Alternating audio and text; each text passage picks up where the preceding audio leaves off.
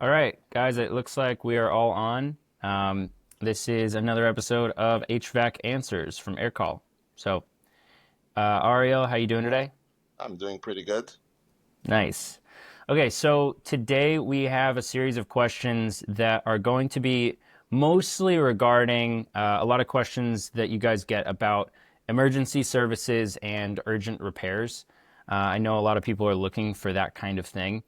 So, what we want to do is just give people a guide of kind of what they should be looking for and how they can go about that as as just a way to kind of help people through that process, which I know will be a lot from you guys, but just to everyone everywhere as well.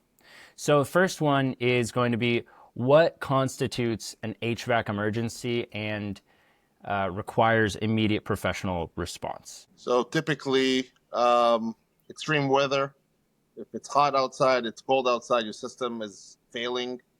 Um, Especially with older people, can affect their health.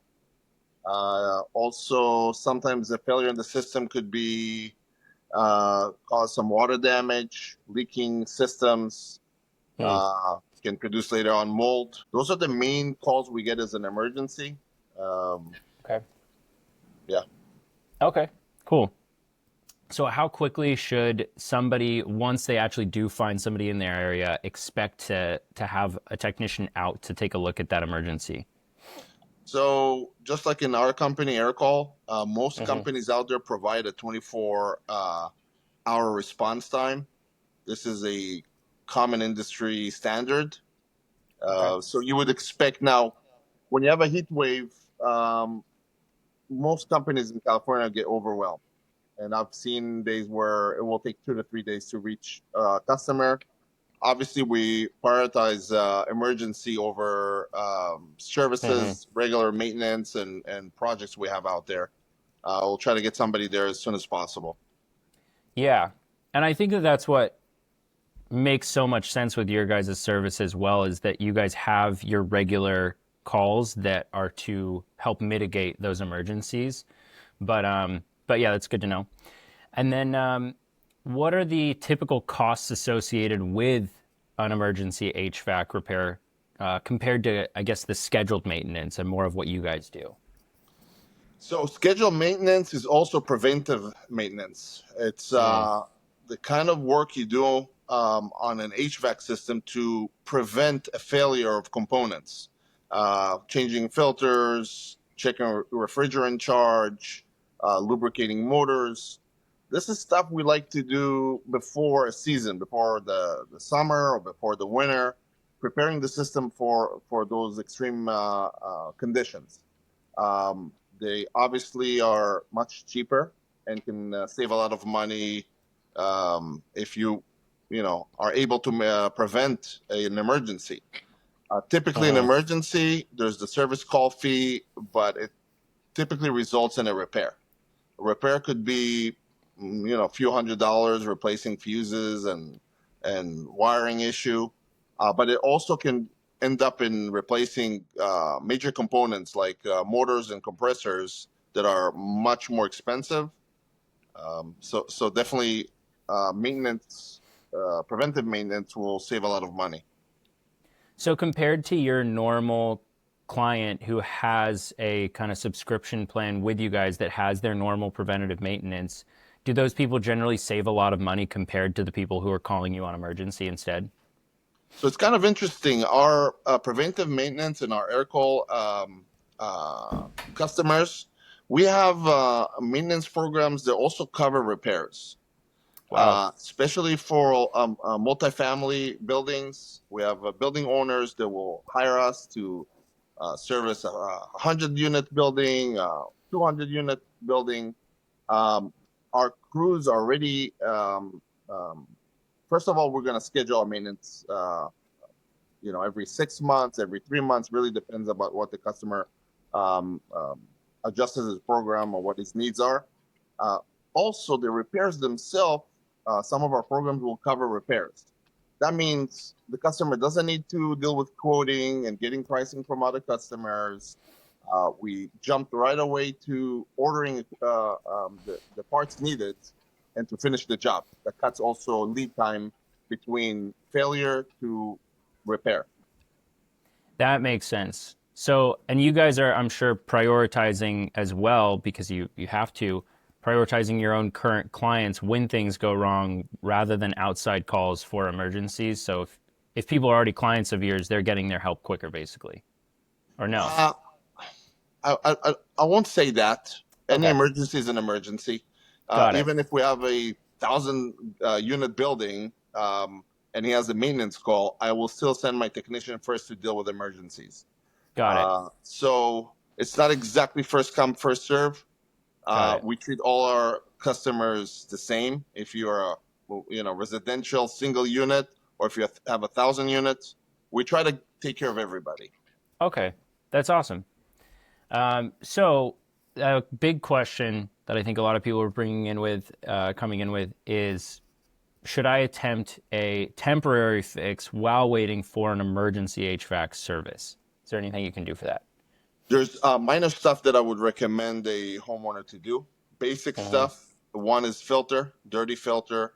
Two is we have a lot of calls where we show up and there's some sort of a unit unplugged or a breaker that is off, or a thermostat that was never actually set on a cooling position. Believe it or not, that happens to us too. So those are minor stuff that any homeowner can check before Mm-hmm. calling for an emergency call or having us come over. Mm-hmm. People with a little bit more knowledge, maybe people with some background with as electricians, maybe they can check fuses and other basic stuff. But beyond that, I would recommend getting a professional. We've had calls that our technicians showed up, and besides troubleshooting, they had to find out that the owner tried to rewire the system or actually cause additional damage to the system because he couldn't wait for us. So definitely basic stuff: fuses, filters. Make sure the system is calling for cooling. Those are the things I Mm-hmm. would recommend checking. Okay, cool. So, in the case of one of those emergencies, though, how would you recommend, as somebody who's been in this industry for a long, long time, how would you recommend people actually go about looking for an emergency HVAC company or technician? So one of the main things is if you have any recommendation from friends, family, somebody they use, somebody that had a good experience with. Today you can get on all kinds of websites and read some reviews, backup reviews. I do recommend making sure your contractor is licensed and his license is valid. You can get on the contractor state license board and get all the information on every contractor out there. Mm-hmm. Those are the main things that I would check before I call anybody. Once you make that phone call, you want to get the pricing for the service. You will have a feel of how the customer services. The people Mm, in the office typically mirror the people who will show up at your house. So if you're getting a good vibe with their office people, I'm sure their technicians are as will treat you well too. okay, sweet. If somebody has an HVAC emergency, where do you service? Where can people call Aircall for that? So we cover LA County, Mm-hmm. Orange County, and up to Ventura County. Those are the areas that we mainly work in. Okay. Um, if you live in that area, we're available. Okay, awesome. So, what information, when that call gets made for an HVAC emergency, what information are they going to be expecting from, let's say, a homeowner or even a property manager? So we don't need information besides property address and location. Mm-hmm. However, when homeowners, building owners, tenants give us some information of what happened, that does cut the troubleshooting time for us. Mm. Is it blowing air? Is it blowing warm air? Is it not blowing any air? Is it making noise outside? Is it Mm-hmm. dripping water? Those little information kind of give us direction before we even get there on what we should expect to deal with. Also, physical information. Where's the equipment? Is it on the roof? Do I need access to the roof? Is it in the basement? Um, is there a dog I need to be careful when I come Yeah. to the property? Small information that we try to take out of the or retrieve from the customer when we call, when we set Hmm. the appointment, is helpful. It's not necessary. Even if you have no information, I'm sure our guys can collect that information when they get to the job site. Okay, cool. And so, with that being said, are there any kind of specific HVAC emergencies that could pose any sort of safety threat to the tenants or anything that people should be aware of? So the first one that comes into mind is on the heating aspect.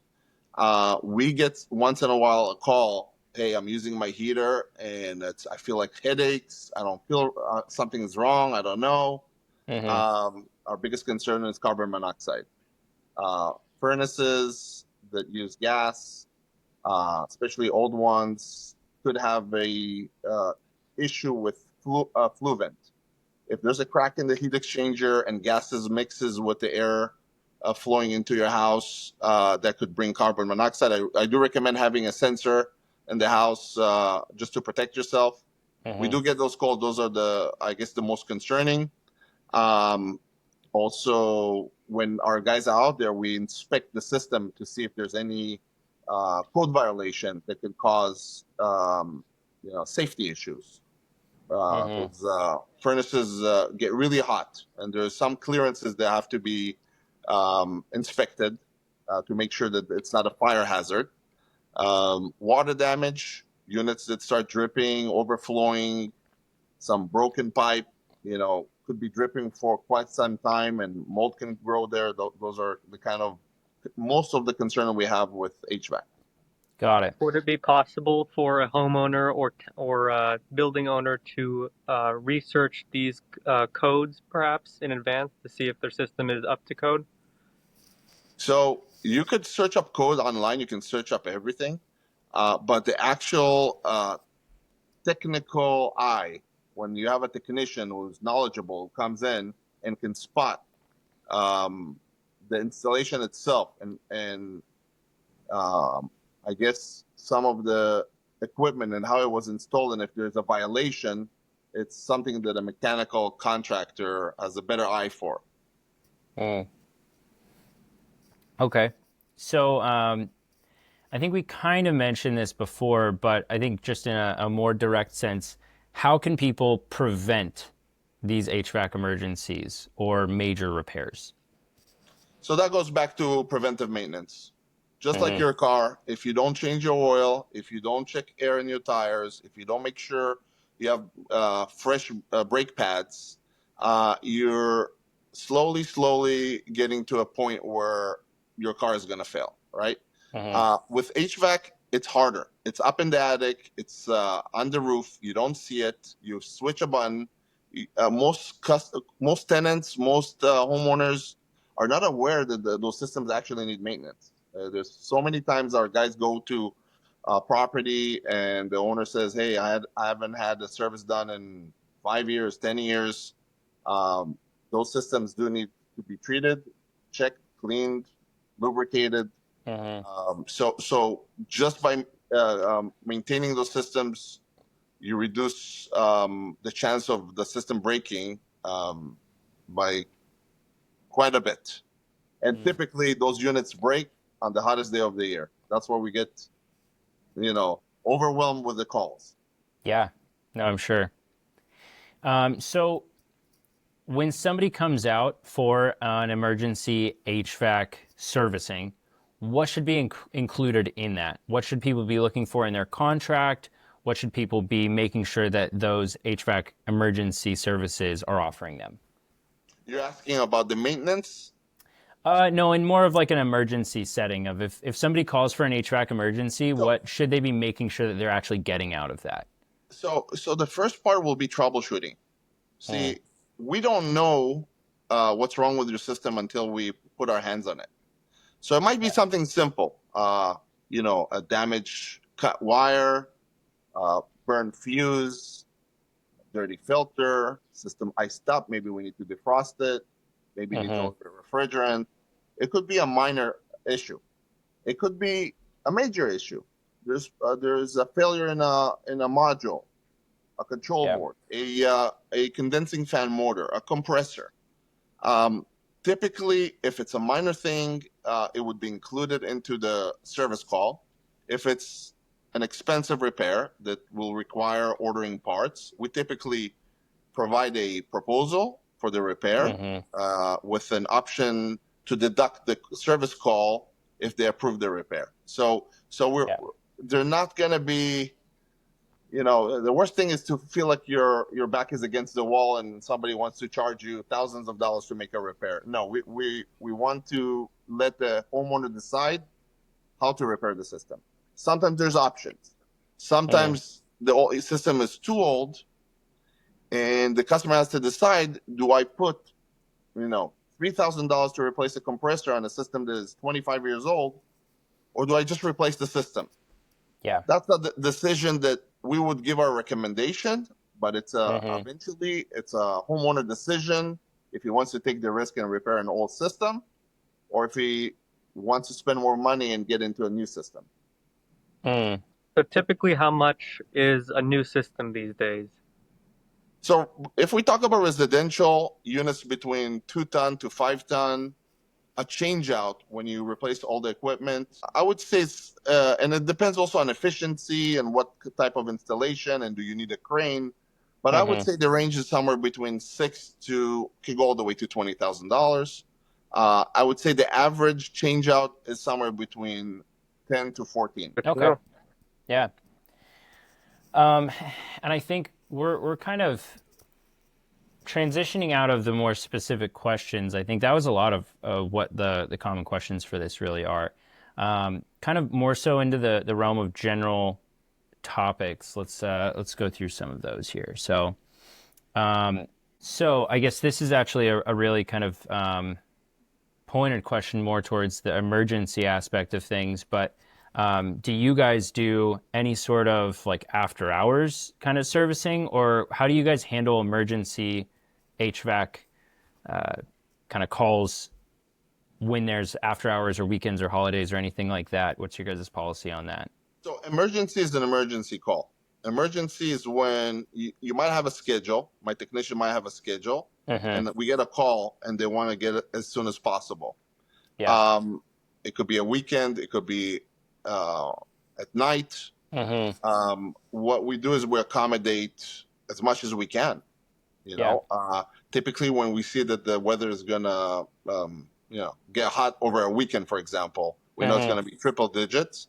We put technicians on standby. We already know the calls are gonna come. Our technicians can't work more than 10 hours a day. At some point it becomes dangerous. You climb on roof, you carry a lot of weight, you work in the heat. We leave your house only after the AC starts working, so we never get to enjoy our own work. So we really try to accommodate the customer, but there's also you don't want to climb on a roof at night and try to troubleshoot a system when you can see. So when I say 24 hours, that means we put guys on standby for Saturday, Sunday, knowing that we're going to get calls and we're going to have to send guys out. Yeah. That's good to know. And is that a common practice, or is that something that you guys specifically do? Because it seems like you guys go a little bit above and beyond. It is common practice. I know in commercial, for example, I used to service a bunch of clubs in Hollywood. We had an agreement with them where we had people on standby at night. And they paid for that. They wanted a technician to be ready. They can't have a club that has 600 people dancing and AC's crashing on them and they're losing customers. So we would have to have somebody on standby. So it really, we fit ourselves to the customer. Residential, it's typically during the day. It'll be morning till 5, 6, 7. Yeah. Okay. What's the craziest emergency call you've ever done? Well, if you go back in history, I had a call once from a club. One of the club manager called me and said, "Hey, Kobe Bryant is here and he's complaining it's too hot." And I'm a Laker fan. So while I sent one of my technicians there, I said I'm coming too. I gotta come. So that was a club in Hollywood, and we got there in time to fix it. We did Wow. not get to meet him. We jumped on the roof. We got it fixed, so that was a little bit of a disappointment. We didn't have a chance to meet him. But you Dang. made Kobe Bryant happy. We made sure Kobe Bryant was comfortable. Yes, All Oh right. my That's all goodness. that matters. If it's good enough for Mamba, it's good enough for me. 100%. Okay, cool. So, let's see, next part here. So, when should somebody identify an HVAC issue as more of an emergency call versus something they can schedule further out? How do you guys take that? So you have to understand, HVAC system is comfort, right? Mm-hmm. Some people see comfort as an emergency, especially here in California. Mm-hmm. If your system breaks and it's hot, that's an emergency. Mm-hmm. That's that most of those calls they want somebody right away. Yeah. I've had customers who call and say, "Oh, you can come next week. It's not urgent. It's not that hot." Mm-hmm. Yeah, that happens sometimes, but most people, the minute they're uncomfortable, that's an emergency call. Yeah. Another emergency call is water damage. Start leaking from the ceiling. Their concern could develop into water damage. You want to respond as fast as possible. The example I gave you about the heater, for example, Yeah. we typically tell them turn it off right away. That's already Mhm. a safety issue. Those situations, typically when we get there, the furnace needs to be replaced. Yeah. So they're stuck without heat. We had incidents where the homeowner or the tenant had to move into a hotel because it was too cold and they couldn't stay use the heater. Wow. So those do happen. Yes. Yeah. That makes sense. So when you guys are servicing as Aircall, I know you can't necessarily speak for other companies, but are there sometimes quick fixes that can be made, or is it a lot of time full repairs that can be made? Or are there any stopgaps or band-aids? So yes, there are situations where we lose a component that is not a crucial component, but is a important component in the operation of the system. Might be a certain sensor that goes off, and its job is to detect, let's say, refrigerant pressure, a some sort of an overflow sensor for drainage, where maybe we have the part, maybe we don't have the part. We're able to bypass temporarily that system so it works until we get the parts in and correct the issue. That does Got it. happen to us. We try to get, there's some issues where the compressor is not going to last. Yeah. It's on this last leg. You add some sort of a booster in there to just have that system running. You notify the customer, hey, you're on your last leg. I don't know if that system is going to fail by tomorrow or another month, but get ready. You need to replace that system. So those things happen. We notify the customer, let them know that what they're going to deal with. Yeah. And I mean, that's probably the stuff that you guys end up being able to solve and end up saving money for with people with kind of the preventative maintenance, right? Correct. Yeah. So I think we're almost kind of wrapping up here, but I did want to ask more specifically because I know you've been in this for a long time now. You've seen a lot of things. Comparatively to when somebody is doing regular preventative maintenance with you guys versus when somebody is just calling seasonally or maybe forgetting to even, how much of a cost benefit do you end up seeing for those customers? Or over the years, have you had people who have come back to you guys and told you that it was a huge savings or anything like that? So it's hard to say. And for many years, I couldn't tell. Like I knew it's correct. I knew that just maintaining an equipment, a mechanical equipment, just like a car, will reduce the chance of having a system break. But over the years, when I started servicing a lot of buildings, we got accounts that got on the Aircall program that covered all the repairs and all the service. And comparing to other buildings, similar sized buildings that only called us when they had an emergency, And I noticed that when at the end of the year, when I looked at the cost and the money that building A with the Aircall program spent versus building B, who just called us for emergency, building B was spending more money.